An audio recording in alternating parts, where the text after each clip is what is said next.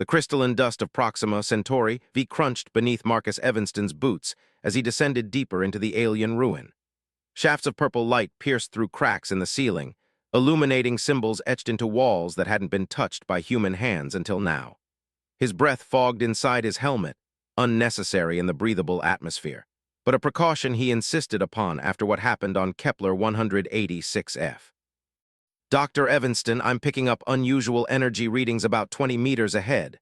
Dr. Amelia Fletcher's voice crackled through his calm. Nothing dangerous, but peculiar. Marcus smiled grimly. Peculiar is what got me kicked out of the academy in the first place, Amelia. Let's see what we've found. 5 years ago, Marcus had been the rising star of xenoarchaeology, brilliant, ambitious, and reckless. His theories about ancient interstellar civilizations had earned him ridicule from the scientific community. Now, funded by a mysterious benefactor with deep pockets and deeper curiosity, he hunted for vindication among the stars. The corridor opened into a vast chamber, its walls covered in murals depicting bipedal figures with elongated limbs and iridescent skin. At the center stood a dais, and upon it rested something that made Marcus's heart pound against his ribs.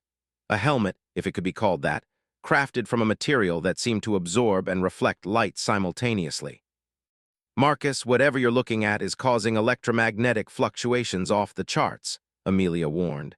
Please tell me you're not going to touch it. He approached slowly, scanner in hand. It appears to be some sort of ceremonial headgear. The alloy is unknown. Dadding puts it at approximately 50,000 years old. Marcus, we should document and wait for the containment team. His fingers hovered over the helmet's surface. It seemed to pulse, as if breathing.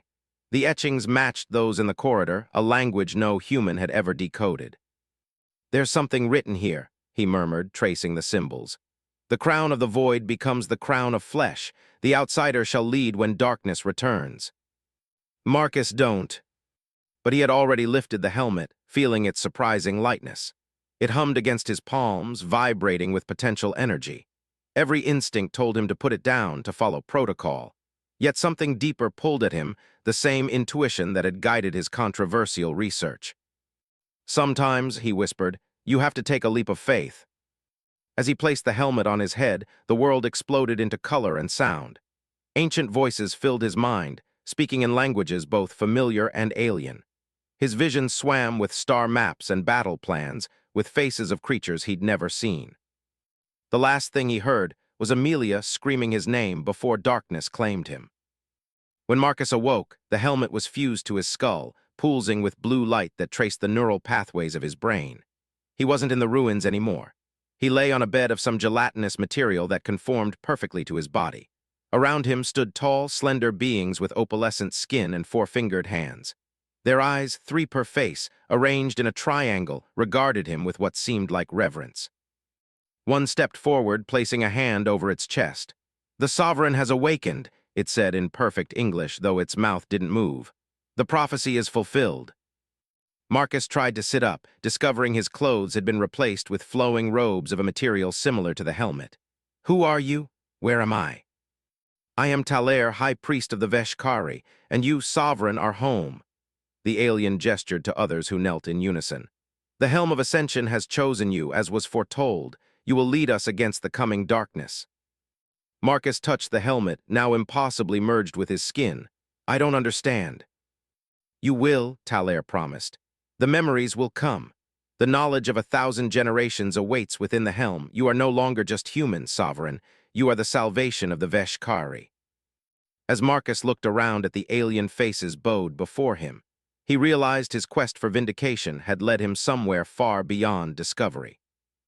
The imperial chamber of the Veshkari stretched upward into darkness, its walls lined with bioluminescent veins that pulsed in rhythm with Marcus's heartbeat. 3 days had passed since his ascension, and the helmet, or the helm, as the aliens called it, had begun to change him in ways he couldn't fully comprehend. The neural integration is proceeding faster than anticipated, said Asara, the royal scientific advisor assigned to him. Unlike the other Veshkari, her skin held a faint golden hue that distinguished her from her silver-toned peers. Most sovereigns take weeks to access even basic ancestral memories. Marcus winced as another flood of alien knowledge washed through his mind. Most sovereigns, there were others like me. Isara's three eyes blinked in sequence, a gesture he was beginning to recognize as surprise. The helm has chosen worthy vessels throughout our history, though never from a species so distant as yours. He stood before a liquid mirror, examining how the helm had begun to extend delicate filaments along his temples. His eyes now held an unnatural iridescence that matched the metal of the headpiece. I keep seeing star charts, Marcus said. Coordinates, battle formations, and faces, so many faces of your people through time. Isara approached him cautiously. Standing this close, he noticed subtle patterns in her skin that reminded him of constellations. Something about her presence calmed the chaos in his mind. The ancestral memories are integrating with your consciousness, she explained. Your human brain architecture is remarkably adaptable. Her hand hovered near his, not quite touching. May I? When he nodded, she placed her slender fingers against his wrist. A gentle current passed between them, and suddenly he could sense her thoughts. Concern, fascination, and something more personal she quickly concealed.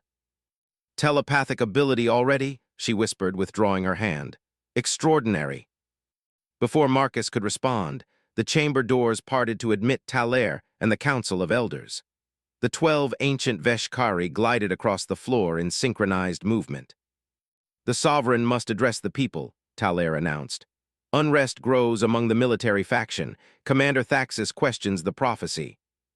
Marcus felt a spike of alarm. I'm not ready. I barely understand what's happening to me. Isara stepped closer, her voice low. Trust the helm, sovereign. It chose you for reasons beyond our understanding. Her eyes met his. And I will be at your side. As he followed the procession toward the grand atrium where thousands of Veshkari awaited, Marcus felt the helm warm against his skin. Suddenly, he knew exactly what to say. Standing before the multitude, their three-eyed gazes fixed upon him, Marcus spoke in perfect Veshkari, the ancient language flowing from his lips as if he'd spoken it all his life. The crowd's collective gasp was followed by reverent silence. I come as was foretold, he proclaimed, the helm glowing brilliantly. Not to conquer, but to unite. The darkness approaches, and only together will we face what lies beyond the void.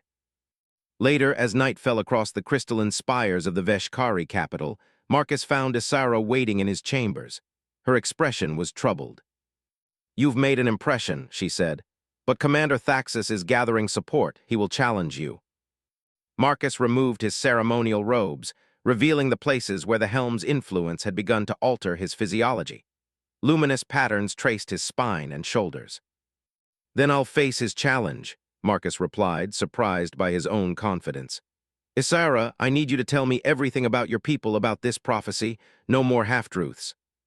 She approached him slowly, her eyes reflecting the glow of his transformed skin. The truth is complex, sovereign. Call me Marcus, he said, at least when we're alone. Marcus, she repeated, the name sounding like music in her accent. The helm chose you because human adaptability is what our species needs to survive what's coming. As they spoke through the night, the distance between alien and human began to blur.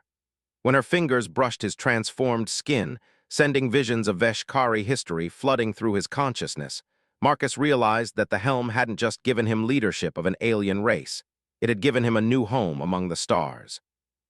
The trial of ascension loomed before Marcus like a physical entity, pressing against his consciousness as he prepared in the ancient ceremonial chamber. The walls around him depicted previous sovereigns facing similar challenges, their victories and defeats preserved in metallic relief. Commander Thaxis has chosen the 3 trials, Isara explained, adjusting the ceremonial armor that now encased Marcus's transformed body. His skin had developed a faint opalescence, and the helm had extended further, creating an elegant crown-like structure that framed his increasingly alien features. Combat, strategy, and communion, she continued. He believes you will fail at least one, which is all he needs to challenge your right to rule. Marcus closed his eyes, accessing the helm's knowledge. Combat is physical confrontation, strategy tests leadership, but communion.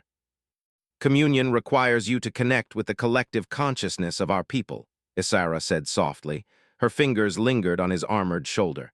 It is the most difficult for non-Veshkari. No off-worlder has ever succeeded. Their eyes met, and the tension that had been building between them over the past weeks intensified. Without the telepathic sensitivity granted by the helm, he might have missed the concern behind her professional demeanor and the deeper emotion she struggled to conceal. "You're worried for me," he said, not a question. Isara's three eyes closed briefly. "The helm's transformation is accelerating within you faster than any recorded sovereign. You are becoming something unique, neither fully human nor Veshkari. And that scares you." Her hand moved to his face, tracing the luminous patterns that now marked his skin. "It does not scare me, it fascinates me." The admission seemed to surprise even her. The moment was interrupted by ceremonial horns announcing the arrival of the challenger. They stepped apart, but something had shifted between them, a boundary crossed. The first trial, combat, took place in the arena of ancients, where the planet's dual suns cast overlapping shadows across the crystalline floor. Thaxus, a towering military commander with battle scars etched into his silver skin, awaited with a ceremonial blade that hummed with energy. "The human will fall," he announced to the assembled crowd. "The prophecy is false." But as they fought, Marcus found the helm guiding his movements, granting him speed and strength beyond human capability. His transformed body responded with fluid grace, and when Thaxus lunged with centuries of military experience behind his attack, Marcus countered with techniques drawn from 1,000 generations of Veshkari warriors. The duel ended with Thaxus disarmed, Marcus's blade at his throat, and the crowd roaring in astonishment. The second trial, strategy, unfolded in the war chamber, where a three-dimensional simulation of an ancient battle awaited. Marcus was given command of a vulnerable fleet against a superior enemy force. Drawing on the helm's repository of military knowledge, he employed tactics that seemed to defy logic yet resulted in a decisive victory that left even Thaxus begrudgingly impressed. As night fell, Marcus retreated to prepare for the final and most challenging trial. Isara found him meditating in his chambers, the helm pulsing with intense light. "You've exceeded all expectations," she said, closing the door behind her. "But communion, Marcus, your mind could be lost." He looked up at her, noticing how she'd abandoned formal titles and protocol. "Then help me prepare." What began as mental preparation shifted as the night deepened. Their telepathic connection, facilitated by the helm, allowed Isara to guide him through Veshkari mental exercises. But each touch brought them closer, their consciousness mingling until the line between instruction and intimacy blurred. "Our species are different," she whispered as her luminous skin pressed against his transformed body. "Less different with each passing day," he responded, tracing the constellation-like patterns on her shoulders. Their union was both physical and mental, a communion of its own as the helm linked their consciousness in ways neither had anticipated. In the aftermath, as they lay entwined, Marcus realized the helm had shown him the path to success in the final trial. The next day, before the assembled hierarchy of Veshkari society, Marcus faced the communion chamber, a vast neural network where the collective consciousness of their species could be accessed. The challenge was to locate a specific ancestral memory hidden within the vastness. As Marcus connected to the network, instead of being overwhelmed as Thaxus had hoped, he navigated it with unprecedented skill.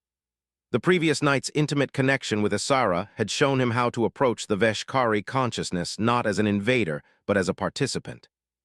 When he emerged successful, even Thaxus knelt in recognition. The helm blazed with triumph, and as Marcus's gaze found Isara among the crowd, he realized that leadership was only part of what he had gained in his transformation. He had found belonging. "The outer colonies have pledged their allegiance, sovereign." Minister Valex's projection hovered in the center of the council chamber. "Your victory in the trials has silenced most dissent." Marcus nodded, feeling the weight of responsibility settle more comfortably on his shoulders. 2 months had passed since he'd overcome Thaxus's challenge, and the helm had continued its work, reshaping him into something that walked the line between human and Veshkari. His skin now held the same opalescent quality as his subjects, though traces of his human features remained. "And Commander Thaxus?" he asked, nodding how Isara tensed at the name. "Publicly supportive," Minister Valex replied, "though his true allegiance remains uncertain." After the council adjourned, Marcus retreated to the sovereign's private observatory, where the vast expanse of stars spread before him. Isara joined him silently, their fingers intertwining with practiced familiarity. "Something troubles you," she observed, their mental connection allowing her to sense his disquiet. Marcus gestured toward a particular section of space. "The helm keeps drawing my attention there to the dark sector, but when I try to access the specific memories, I encounter resistance."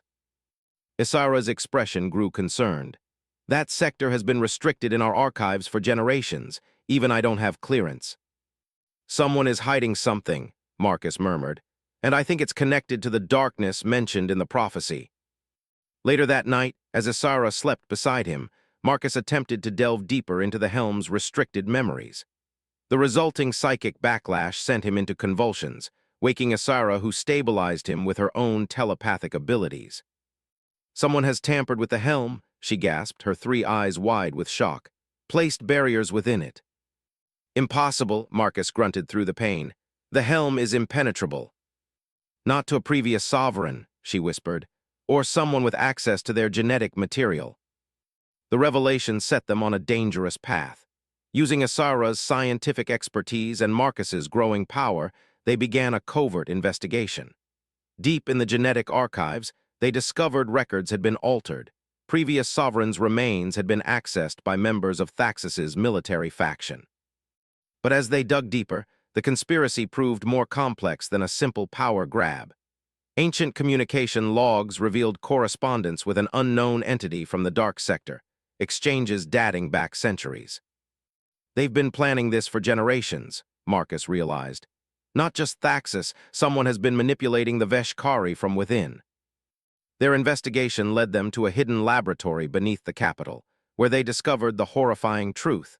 Genetic experiments combining Veshkari DNA with samples from a species known only as the Harbingers, the ancient enemy mentioned in fragments of the prophecy.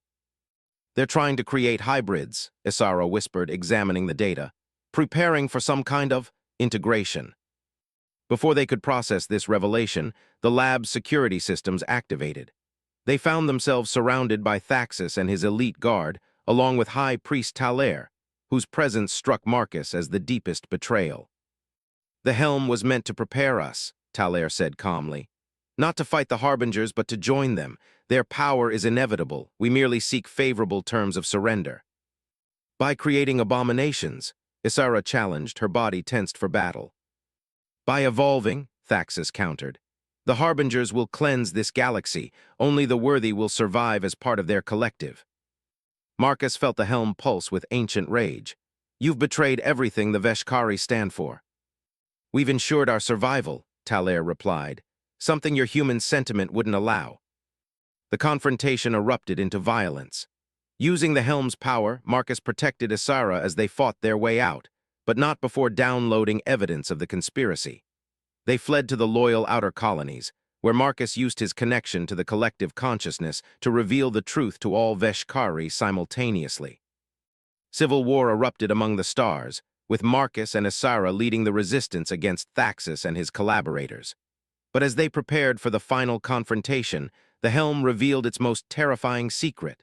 The Harbingers were already approaching, drawn by the conspirators' signal. The darkness prophesied millennia ago had arrived, and Marcus realized why the helm had chosen a human. Not for leadership alone, but for humanity's defining trait, the refusal to surrender even in the face of impossible odds. That night, as their fleet prepared for battle, Marcus and Isara clung to each other with desperate passion. Their bodies and minds joined as completely as their fates. "Whatever happens," Marcus whispered against her skin, "finding you made everything worth it." Her three eyes gazed into his transformed face.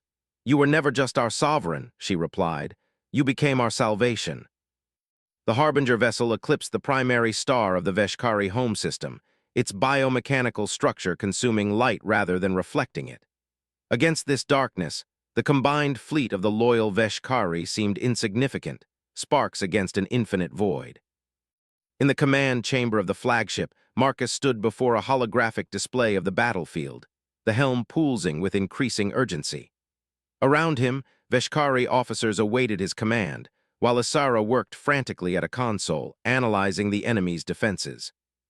"Conventional weapons have no effect," reported Admiral Cora.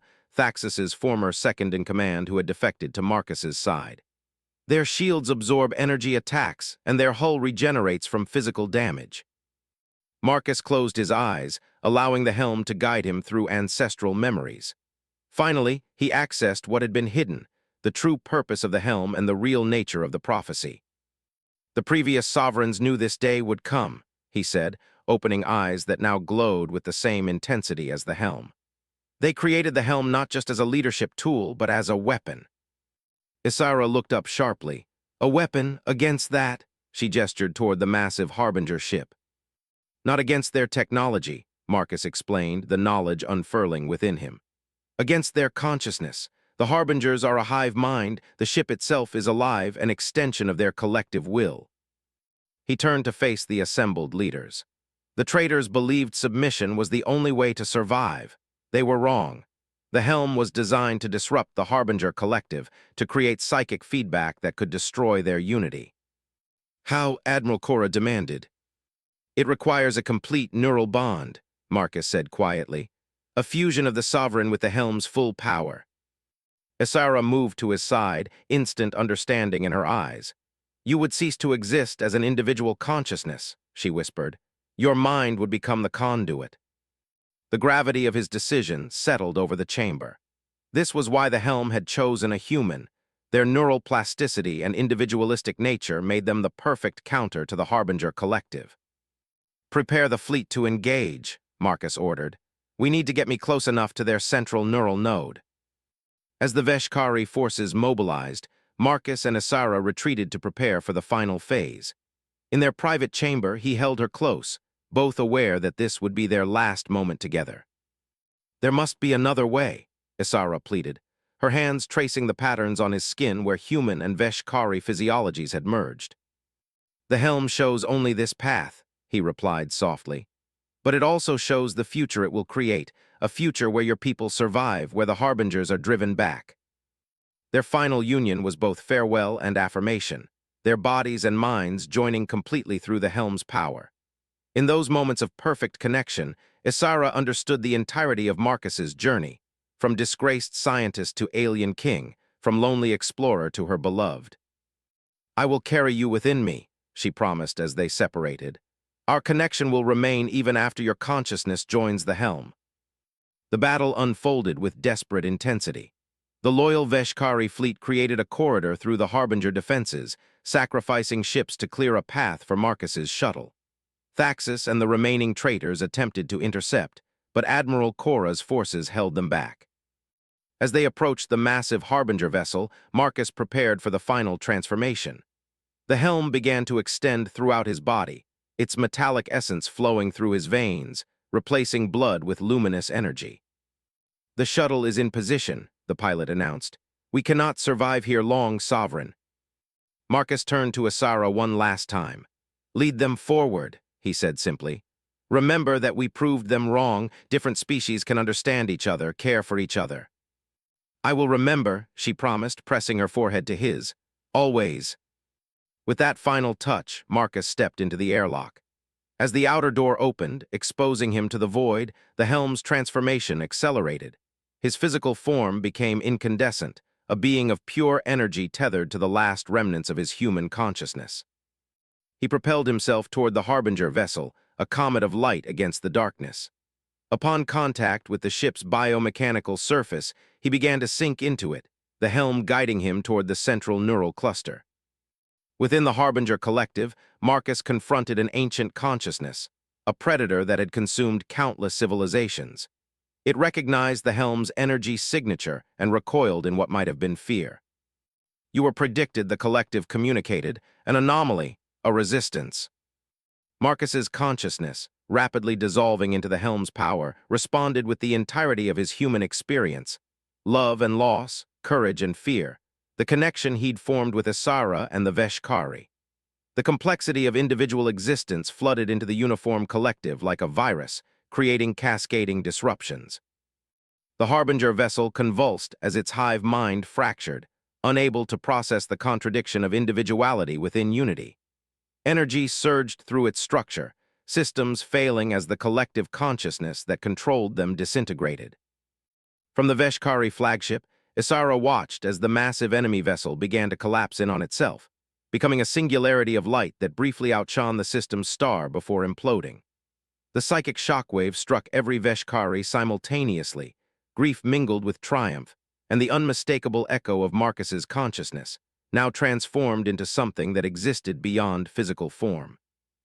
In the aftermath, as the Veshkari began to rebuild, stories spread among the younger generation about the human who became their king, who sacrificed his individual existence to ensure their collective survival. Some claimed that on quiet nights, the helm, now enshrined in the Hall of Sovereigns, would pulse with gentle light, as if still connected to the consciousness that had wielded it. Isara, now leading the scientific council, would visit the helm often. In those moments of silence, she would sometimes feel the familiar touch of Marcus's mind against hers, transformed but not truly gone. For the Veshkari had learned what humans had always known, that love, like energy, could neither be created nor destroyed, only changed in form. And somewhere between the stars, the essence of what Marcus had been continued to watch over the civilization he had saved, and the woman who had taught an alien king what it truly meant to be human.